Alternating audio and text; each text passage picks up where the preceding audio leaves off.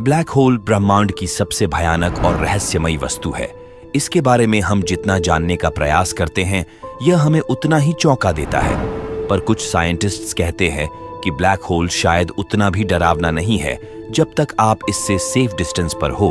वैज्ञानिक तो यहाँ तक कहते हैं कि ब्लैक होल जो आपके डरावने सपनों में आते हैं, वो असल में कई एलियन सिविलाइजेशंस का घर हो सकता है। अब आप कहोगे कि वो ब्लैक होल जिससे एक फोटोन भी बाहर नहीं आ सकता, वो किसी सिविलाइजेशन का घर कैसे हो सकता है? तो मैं आपको बता दूं कि मैं ब्लैक होल के अंदर की बात नहीं कर रहा, बल्कि मेरे कहने का अर्थ है कि ब्लैक होल के पास इसके ऑर्बिट में एलियन सभ्यताएं रह सकते हैं जो हमसे करोड़ों गुना एडवांस होगा। अब सवाल आता है कि क्यों, आखिर क्यों ऐसी सभ्यताएं ब्लैक होल के पास रहेंगे?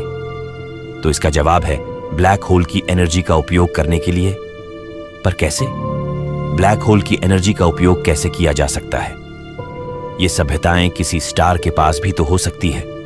बात है साल 1964 की। एक वैज्ञानिक निकोलाई कर्डाशेव ने एक स्केल तैयार किया जिसमें उन्होंने 3 तरह के सभ्यताओं का जिक्र किया। एक वो सभ्यता जो अपने ग्रह पर मौजूद सभी ऊर्जा का 100% उपयोग कर पाती है। दूसरी तरह की सभ्यताएं अपने स्टार की पूरी एनर्जी का उपयोग करने में सक्षम है।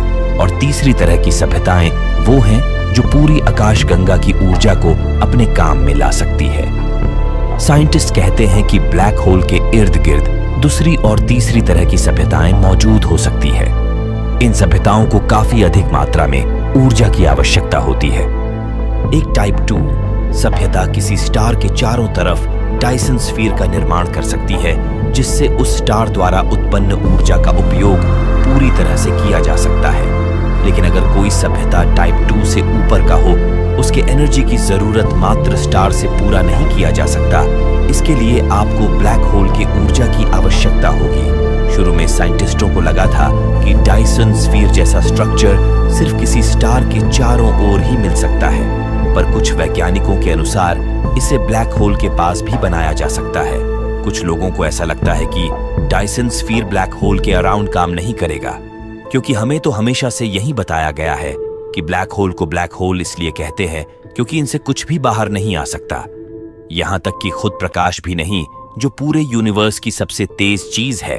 तो फिर इसके अराउंड मौजूद डायसन स्फीयर को एनर्जी कहां से मिलेगी? वेल, आप सही हो इस बारे में कि ब्लैक होल के अंदर से कुछ भी बाहर नहीं आ सकता अगर कोई वस्तु इवेंट होराइजन के अंदर चले जाए। लेकिन ब्लैक होल में गिरने वाले मैटर काफी भारी मात्रा में ऊर्जा को उत्पन्न करता है, जो डायसन स्फीयर को पावर दे सकता है। ब्लैक होल के अंदर जाने वाले मैटर इसके इवेंट होराइजन के चारों तरफ अक्रीशन डिस्क का फॉर्मेशन करता है, जिससे ब्लैक होल की ताकतवर ग्रेविटेशनल पुल के चलते ये सभी मैटर काफी तेज गति से घूमते हैं, जो घर्षण के चलते काफी गर्म हो जाता है और आखिर में इसका कुछ हिस्सा एनर्जी के रूप में रेडिएट हो जाता है। ये प्रक्रिया काफी इफेक्टिव है, जिससे भारी ऊर्जा उत्पन्न होती है। इससे निकलने वाली ऊर्जा की मात्रा इस बात पर भी निर्भर करता है कि कितनी तेजी से मैटर ब्लैक होल में जा रहा है, अर्थात ब्लैक होल कितना ज्यादा पदार्थों को निगल रहा है। रिसर्चर्स ये कैलकुलेट किया और पाया कि एक स्टेलर मैस ब्लैक होल के अक्रीशन डिस्क से इतनी ऊर्जा उत्पन्न होती है जो एक टाइप 2 या इससे भी ऊपर के सभ्यता को पावर दे सकता है। सिर्फ एक सुपर मैसिव ब्लैक होल ही काफी है एक पूरे टाइप 3 सभ्यता की जरूरतों को पूरा करने के लिए। ब्लैक होल से जुड़े सेकंड ऊर्जा का स्रोत इसके पास मौजूद रिलेटिविस्टिक जेट्स है। ये चार्ज्ड पार्टिकल्स से बने होते हैं जो अक्रीशन डिस्क के लंबवत दिशा में लगभग प्रकाश की गति से एक बीम के रूप में निकलता है। इससे 2 तरह की एनर्जी को प्राप्त किया जा सकता है। पहला जेट एमिशन रेडिएशन, जो अधिकांश रेडियो फ्रीक्वेंसीज में होते हैं। एक सुपर मैसिव ब्लैक होल के जेट एमिशन से इसके एक्रीशन डिस्क का लगभग 60% तक एनर्जी उत्पन्न होती है और एक स्टेलर ब्लैक होल में तो यह 80% तक जा सकता है। ब्लैक होल के पास मौजूद जेट्स में हाईली एक्सेलरेटेड पार्टिकल्स मौजूद होते हैं, जिसकी किनेटिक एनर्जी को भी सोलर सेल्स की सहायता से उपयोग में लाया जा सकता है। ये दूसरी तरह की एनर्जी है जो रिलेटिविस्टिक जेट्स के द्वारा उत्पन्न होती है। आखिर में हम इस निष्कर्ष पर पहुंच सकते हैं कि ब्लैक होल एक काफी बड़ा एनर्जी सोर्स है, जिसके अराउंड मौजूद डायसन स्फीयर एक टाइप 2 से भी ऊपर के सिविलाइजेशन को पावर दे सकता है।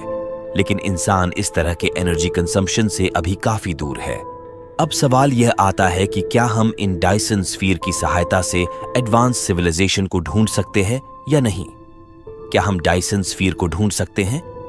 डायसन स्फीयर का वैसे एनर्जी सोर्स के अराउंड होने की संभावना रहती है जो उम्मीद से कुछ ज्यादा ही डिम होते हैं, लेकिन इस मेथड से हम सिर्फ किसी स्टार के पास ही डायसन स्फीयर का पता लगा सकते हैं और वैज्ञानिक पहले से ही गाया ऑब्जर्वेटरी की मदद से ऐसा करने में लगे हुए हैं। लेकिन ब्लैक होल के अराउंड इसके डायसन स्फीयर को ढूंढना मुश्किल है, क्योंकि हमें तो ये पता ही नहीं होगा कि असल में ब्लैक होल का अक्रीशन डिस्क कितना चमकीला है। उदाहरण के लिए 2 ब्लैक होल ए और बी को लेते हैं, जिनमें से ब्लैक होल ए बी से 10 गुना ज्यादा चमकीला है। ऐसी स्थिति में 2 संभावनाएं सामने निकल कर आता है। पहला यह है कि ब्लैक होल बी के पास एक डायसन स्फीयर मौजूद है जो इसके 90% एनर्जी का उपयोग कर रहा है। दूसरी संभावना यह हो सकता है कि ब्लैक होल ए बी की तुलना में 10 गुना ज्यादा मैटर को निगल रहा है। इनमें जो दूसरी संभावना है वो ज्यादा सही लगता है। तो क्या हमारे पास ऐसा कोई तरीका नहीं है जिससे हम ब्लैक होल के अराउंड डायसन स्फीयर को खोज सके? रिसर्चर्स बताते हैं कि डायसन स्फीयर जैसा कोई स्ट्रक्चर विजिबल लाइट में तो नहीं, लेकिन ये इंफ्रारेड में ग्लो कर सकता है और जिसे हम डिटेक्ट करने के काबिल भी है। आपका क्या मानना है इस विषय में? हमें अपनी राय जरूर दें। मिलते हैं आपसे एक और वीडियो में, तब तक के लिए जय हिंद।